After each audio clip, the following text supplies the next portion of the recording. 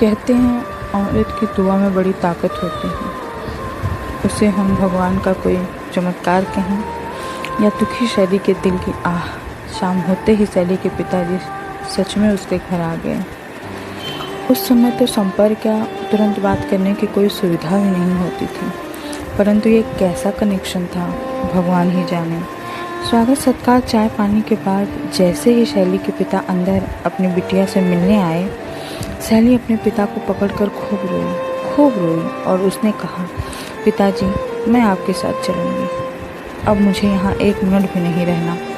पिताजी के लाख समझाने पर भी जब शैली नहीं मानी तो पिताजी उसे साथ ले जाने को तैयार हो गए। किसी तरह रात बीती। सुबह शैली जाने को तैयार हुई और उसने अपने मन को पत्थर सा कठोर कर लिया और अपने छोटे छोटे बच्चों को अपने सासू माँ के जिम्मे छोड़कर अपने पिता के साथ चली गई।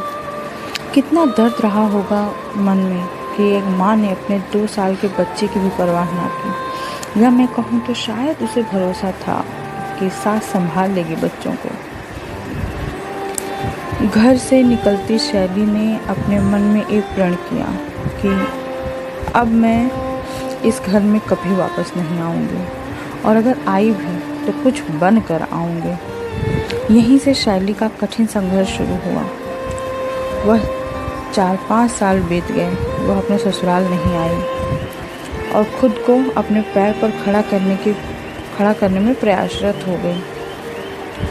उसके पिता एक शिक्षक थे और भाई भी सहायक अध्यापक के पद पर कार्यरत था। पिता और भाई के प्रयास एवं साथ से शैली भी सहायक अध्यापक के पद पर नियुक्त हो गई। उसे सरकारी नौकरी मिल गई। अब क्या था?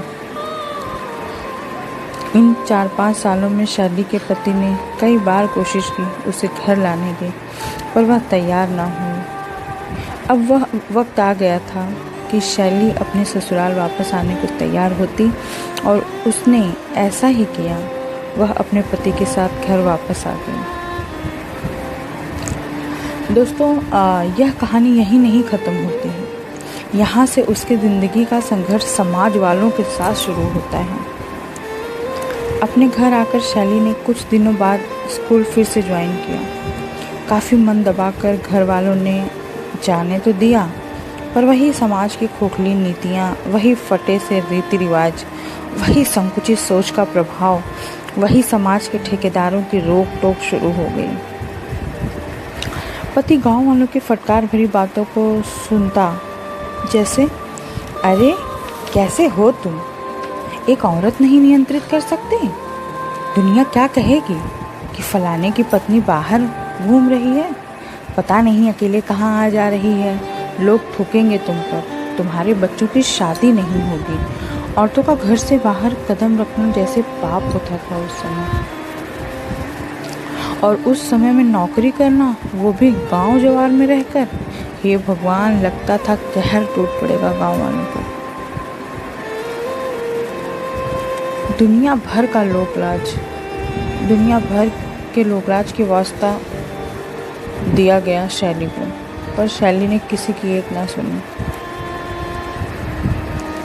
दोस्तों, इसके आगे की कहानी में स्वाभिमानी शैली पार्ट 3 में लेके आऊँगी।